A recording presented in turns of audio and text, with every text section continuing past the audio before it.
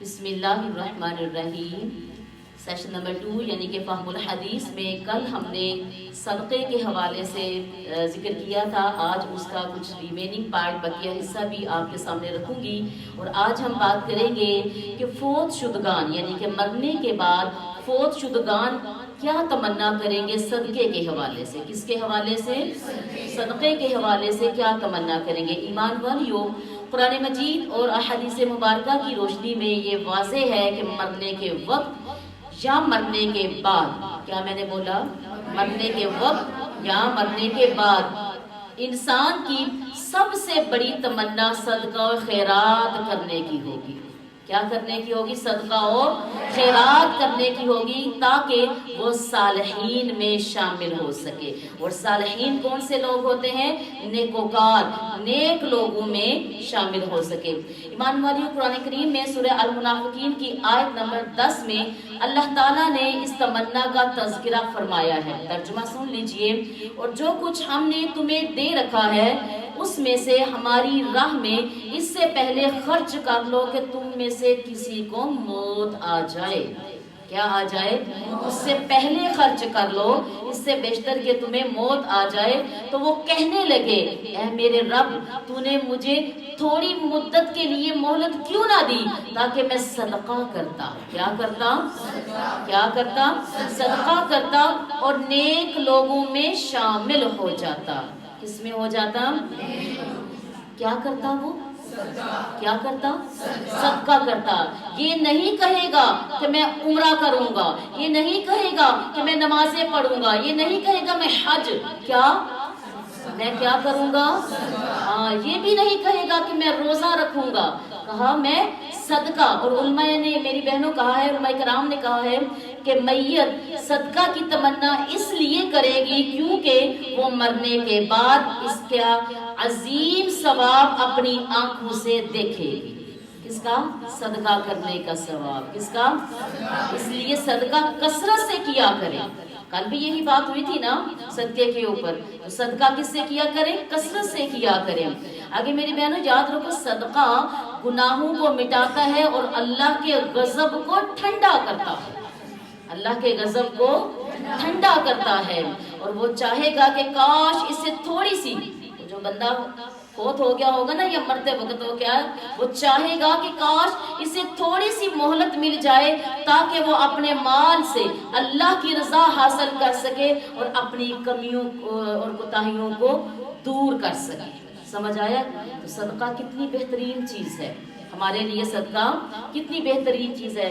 یاد رکھیے، رسول اللہ صلی اللہ تعالیٰ علیہ وآلہ وسلم نے فرمایا، جب انسان مر جاتا ہے تو اس کے اعمال کا سلسلہ منقطع ہو جاتا ہے، ختم، اس کے اعمال کا سلسلہ ختم ہو جاتا ہے، سوائے 3 چیزوں کے۔ کتنی؟ سوائے، ہاتھوں کو اٹھاؤ نا ذرا، تھوڑے جاگ کر جواب دیا کرو، سوائے 3 چیزوں کے۔ پہلی چیز صدقہ جاریہ، یعنی ایسا صدقہ جس کا فائدہ مستقل جاری رہے گا، مستقل جاری رہے گا۔ دوسرا، نفع بخش علم، یعنی ایسا علم جس سے لوگ فائدہ اٹھائیں اور ہدایت کی طرف ہو جائیں، علم نافع، علم نافع۔ تیسری چیز، نیک اولاد یا شاگرد، یعنی جو مرنے کے بعد آپ کے لیے دعا کرے۔ یہ 3 چیزیں ہیں جو انسان کو مرنے کے بعد بھی اس کے اعمال میں درجات کی بلندی کا ذریعہ بنتے ہیں۔ اور یاد رکھیں، حدیث سے ثابت ہے کہ اگر کوئی زندہ شخص اپنے فوت شدگان عزیز کی طرف سے صدقہ کرے تو اس کا ثواب میت کو پہنچتا ہے۔ اس کا ثواب کس کو پہنچتا ہے؟ میت کو پہنچتا ہے، اور اسے قبر میں اس سے راحت ملتی ہے۔ کیا ملتی ہے؟ راحت ملتی ہے۔ حضرت سعد بن عبادہ اپنی والدہ کی وفات کے بعد ان کی طرف سے کنواں کھدوا کر صدقہ کیا تھا، جیسے کہ رسول اللہ صلی اللہ تعالیٰ علیہ وآلہ وسلم نے پسند فرمایا۔ آپ کو یہ واقعہ سب کو یاد ہے نا؟ ٹھیک ہے، کہ انہوں نے فرمایا کہ اگر میری ماں کچھ بول پاتی تو وہ ضرور کوئی صدقہ کرتی، تو یا رسول اللہ، اگر میں ان کے پیچھے کوئی صدقہ کرنا چاہوں تو کیا اس کا ثواب ان کو پہنچے گا؟ کہا نعم، ہاں پہنچے گا۔ بس پانی مسلمانوں کے لیے جو ہے وہ کنویں کا پانی کھدواؤ، پانی کا کنواں کھدواؤ، اور انشاءاللہ تعالیٰ اس کا ثواب تمہاری والدہ کے درجات میں بلندی کا ذریعہ बन जाएगा। ईमान वालियों, अच्छा आगे मैं थोड़ी सी ना बात सदके के हवाले से जानवर या परिंदों के हवाले से भी करना चाहती हूँ कि क्या जानवर या परिंदों को खाना खिलाना भी सदका में आता है या नहीं। अच्छा, ये है कितनी प्यारी प्यारी छोटी छोटी चीज़ें हैं। ये ऐसी चीज़ें हैं जो हमारे दोनों हाथों में शापर उठा के भी बाज़ वक़्त हम किसी को खुश नहीं कर पाते, लेकिन ये छोटी छोटी चीज़ें जो हमारे घर के अंदर मौजूद हैं, हम इसको अल्लाह की मखलूक़ात में जब तकसीम करते हैं तो हमें कितना ज़्यादा अजर व सवाब मिलता है।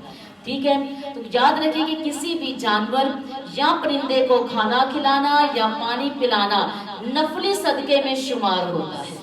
कौन से सदके में?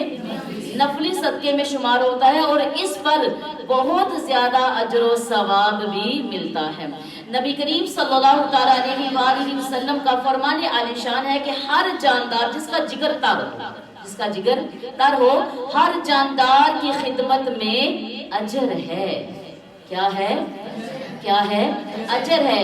और हदीस की रोशनी में भी बता दूं कि एक हदीस के मुताबिक अगर कोई मुसलमान दरख्त लगाए या खेती करे और उसमें कोई इंसान, परिंदा या जानवर खाए तो वो उसके लिए सदका बन जाता है। क्या बन जाता है? किसी की जमीन से कोई इंसान इतनी मेहनत करे, कोई इंसान या जानवर उसमें से खा ले, तो वो उस इंसान के लिए जिसने मेहनत की वो क्या बन जाता है? सदका बन जाता है। और एक हदीस के मुताबिक, हदीस में एक प्यासे कुत्ते को पानी पिलाने पर एक गुनाहगार औरत और एक शख्स की बख्शिश का तज़किरा भी मिलता है। एक फाहशा औरत थी, बदकार औरत थी। वाकया भी मैं आपको सुना देती हूँ, बनी इसराइल से इसका ताल्लुक था। ईमान वाले, सही बुखारी और सही मुस्लिम की ये रवायत है कि बनी इसराइल की एक फाहशा यानी कि बदकार औरत एक कुएं के पास से गुजरी जहां उसने एक कुत्ते को प्यास से निढाल देखा। कुत्ता प्यास की शिद्दत से अपनी जुबान निकाले गीली मिट्टी चाट रहा था। उस औरत ने अपना मोजा उतारा, उसे अपनी ओढ़नी यानी कि दुपट्टे से बांधा और कुएं से पानी निकाल कर कुत्ते को पिलाया। यानी कि उसके मोजे में क्या आ गया?